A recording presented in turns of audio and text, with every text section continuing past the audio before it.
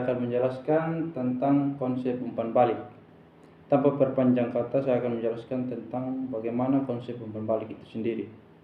Umpan balik dalam pembelajaran PJOK bersifat unik, dalam arti cara penyampaian dan peran dalam pembelajaran itu sendiri.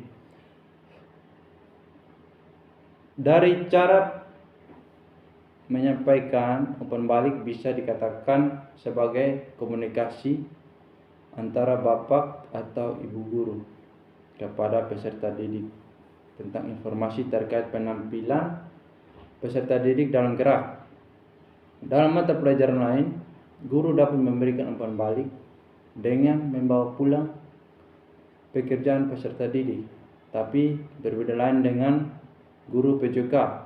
Kalau guru PJOK di sini tidak demikian.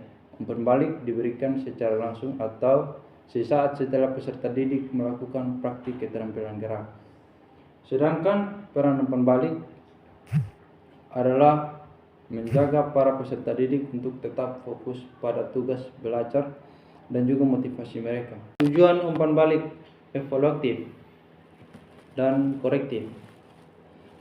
Umpan balik yang bapak atau ibu sampaikan dapat bersifat evaluatif atau korektif.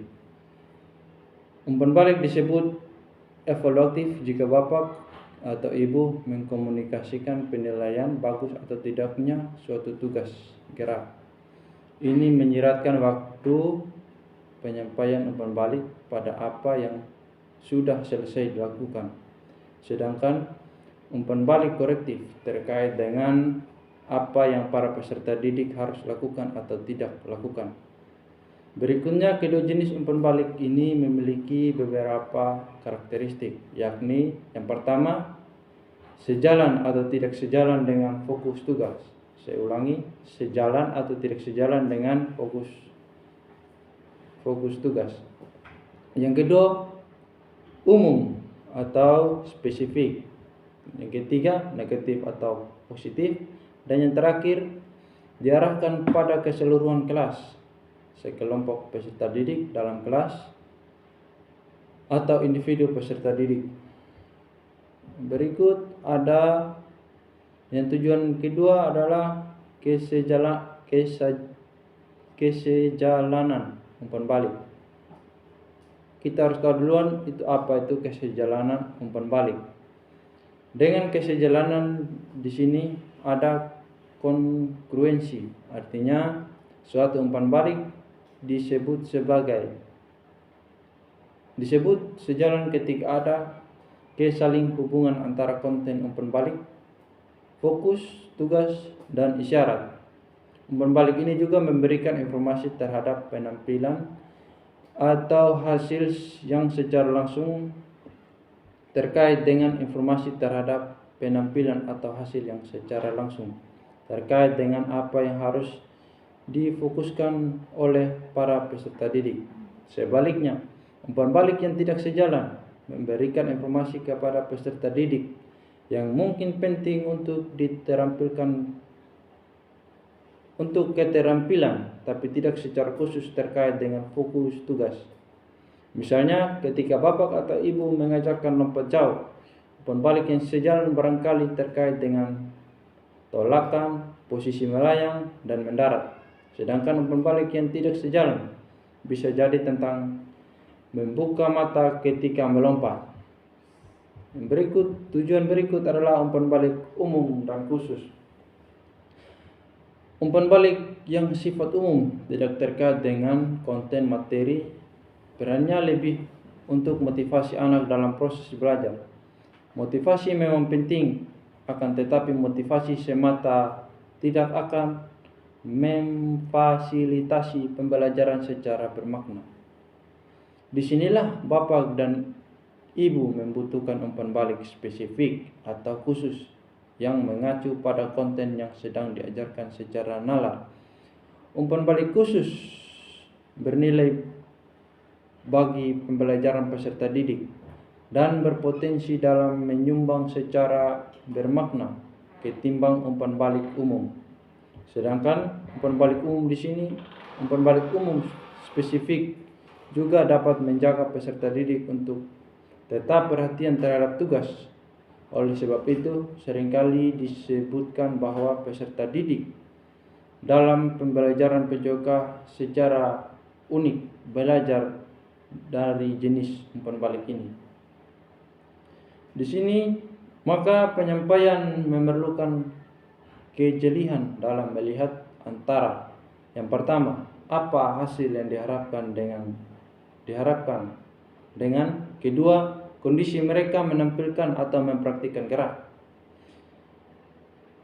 Beberapa guru berpengalaman lebih memilih menyampaikan umpan balik umum yang positif dengan tujuan motivasi murid.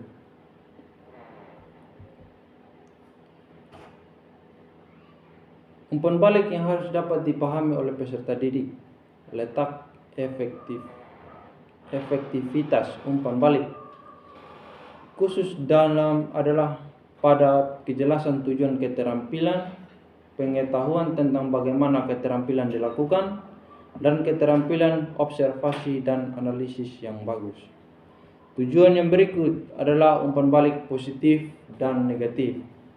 Tipe umpan balik seperti positif dan negatif. Positif umumnya merujuk pada suatu yang baik dan negatif bernada tidak baik. Dalam pembelajaran PJOK, bapak atau ibu dapat memberikan kedua jenis ini.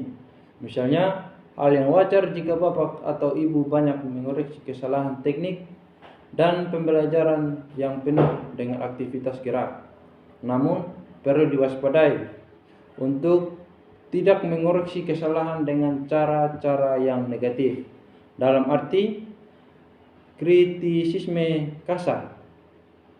Kritisisme negatif sebagai umpan balik dapat mencederai anak dan memutuskan potensi mereka dalam mencintai